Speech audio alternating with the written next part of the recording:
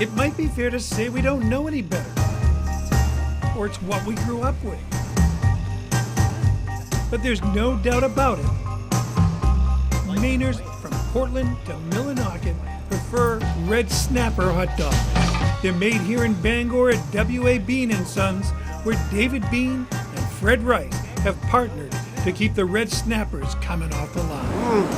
That's the way a hot dog should be. Oh my God, that was good. We were business competitors, but we were always friendly. We had a very good relationship with the Rice family. If you want proof of that, check this, a photo from the Bangor Sausage Works in 1898. It was the type of market where folks bought fresh meat every few days or so. The various vendors posed out front, and Charlie Rice brought out his dog and stood next to Wesley Bean.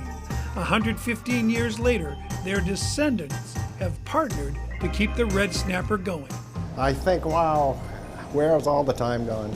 Hot dogs seem pretty simple. There's nothing bad in a hot dog. They're all lean meat. It's pork and beef, and that's it. We don't put any byproducts or anything else in, so they're a very good product.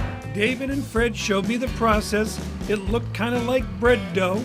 However, just like Colonel Sanders, they wouldn't tell me about the secret herbs and spices.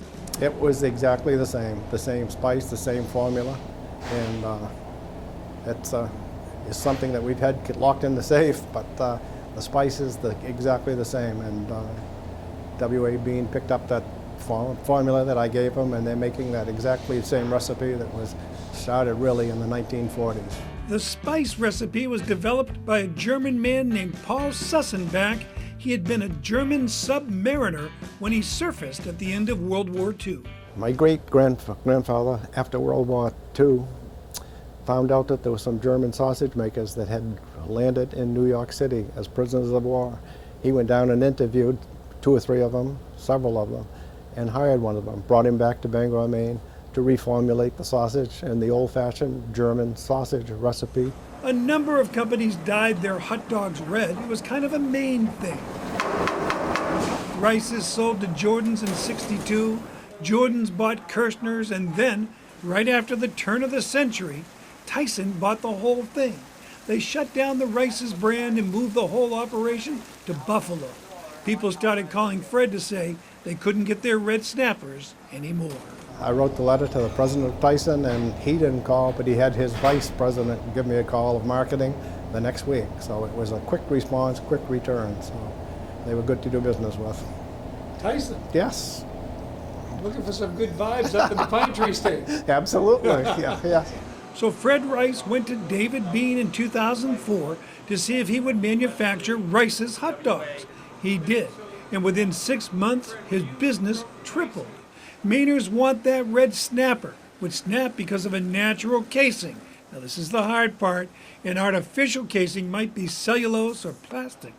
A natural casing is made from sheep intestines. Well, a natural casing is, that's where you get the snap. You know, that's what people are always looking for in a red hot dog. When they've moved away or they want us to ship them some hot dogs, this is what they always refer to. They want those hot dogs with the snap. So it looks like the Red Snapper is here to stay. They are a huge seller in northern and down east Maine, and southern Maine is figuring it out.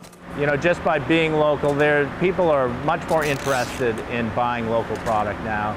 They go to the grocery store and they're looking for something that's made in the state of Maine, something it's got Maine people that are doing the work, and it's locally made and produced. It's a fresh product, and I think it's very important to especially Maine shoppers.